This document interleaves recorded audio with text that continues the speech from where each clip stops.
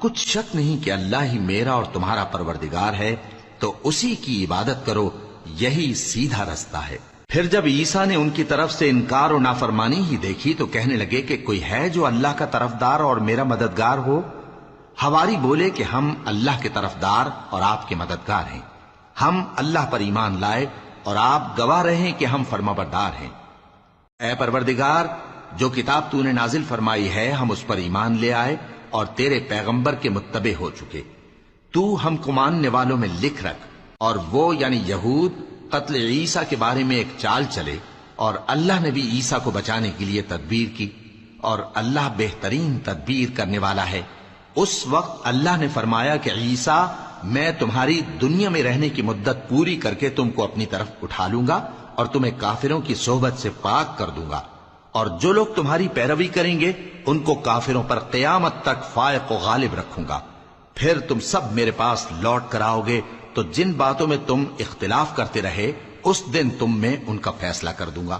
اب جو کافر ہوئے ان کو دنیا اور آخرت دونوں میں سخت عذاب دوں گا اور ان کا کوئی مددگار نہ ہوگا۔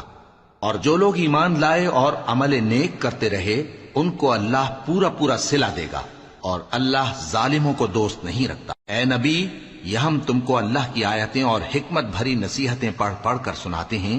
عیسیٰ کا حال اللہ کے نزدیک آدم کا سا ہے کہ اس نے پہلے مٹی سے ان کو بنایا، پھر فرمایا کہ باشعور انسان ہو جا، تو وہ ویسے ہی ہو گئے۔ یہ بات تمہارے پروردگار کی طرف سے حق ہے، تو تم ہرگز شک کرنے والوں میں نہ ہونا۔ پھر اگر یہ لوگ عیسیٰ کے بارے میں تم سے جھگڑا کریں اس کے بعد کہ تم کو حقیقت معلوم ہو ہی چکی ہے، تو ان سے کہنا کہ آؤ ہم اپنے بیٹوں اور بیٹیوں کو بلائیں، تم اپنے بیٹوں اور بیٹیوں کو بلاؤ، اور ہم خود بھی آئیں اور تم خود بھی آؤ، پھر دونوں فریق اللہ سے دعا و التجا کریں، اس طرح جھوٹوں پر اللہ کی لعنت بھیجیں۔ یہ تمام بیانات صحیح ہیں، اور اللہ کے سوا کوئی معبود نہیں، اور بے شک اللہ غالب ہے، صاحب حکمت ہے۔ بس اگر یہ لوگ پھر جائیں تو اللہ مفسدوں کو خوب جانتا ہے۔